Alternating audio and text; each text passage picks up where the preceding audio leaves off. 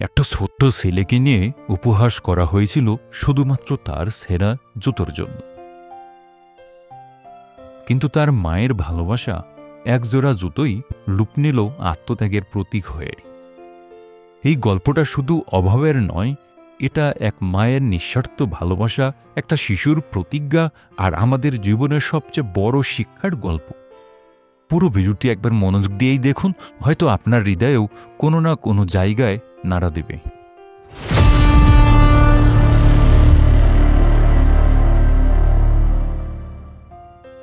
ছেলেটির নাম ছিল রাহুল, বয়স মাত্র ৮ বছর। একটা ছোট্ট গ্রামে বাবা মায়ের সঙ্গে থাকে। বাবা একজন দিনমজুর, মা অন্যের বাড়িতে কাজ করেন। সংসার চলে টানাপোড়েনের মধ্যে, কিন্তু ভালোবাসায় কখনো ভাগ পড়ে না। একদিন স্কুল থেকে ফিরে কান্নায় ভেঙে পড়ে রাহুল, কারণ তার ছেঁড়া জুতো নিয়ে ক্লাসে সবাই হাসাহাসি করেছে।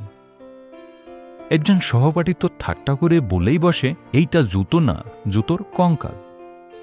রাহুল ভাঙা মনে বাড়ি ফিরে মাকে বলল, মা, কাল থেকে আমি স্কুলে যাব না, সবাই আমাকে নিয়ে হাসে, আমাকে একটা নতুন জুতো দাও না মা। মা চুপ করে ছেলের চোখের জল মুছে দেন, মুখে একটাই কথা, এখন হাতে টাকা নেই রে বাবা, তোর বাবাও 2 দিন ধরে কাজ পায়, কাল না হয় কিছু একটা করব, তোকে খুশি করতেই হবে।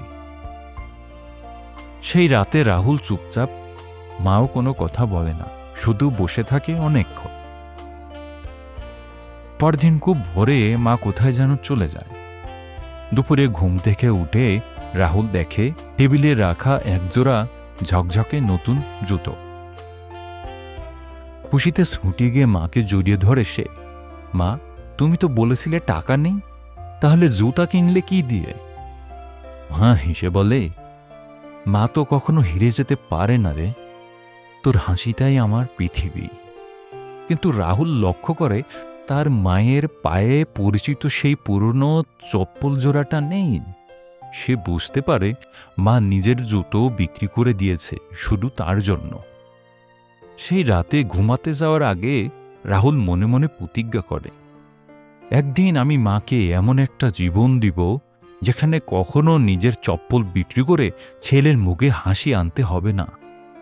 একজোড়ো জুতো হয়ে ওঠে ভালোবাসা, ত্যাগ আর অনুপ্রেরণার প্রতীক।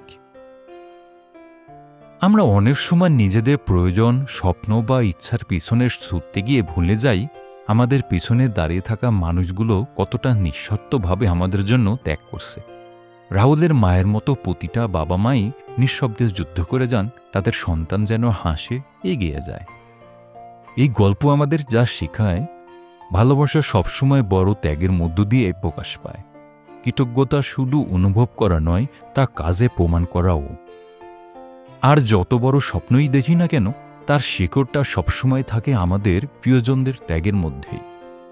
তাই নিজেকে বড় করার সঙ্গে সঙ্গে যেন ভুলে না যাই কোথা থেকে উঠে এসেছি, কে আমাদের জন্য নিজের সবকিছু ত্যাগ করেছে।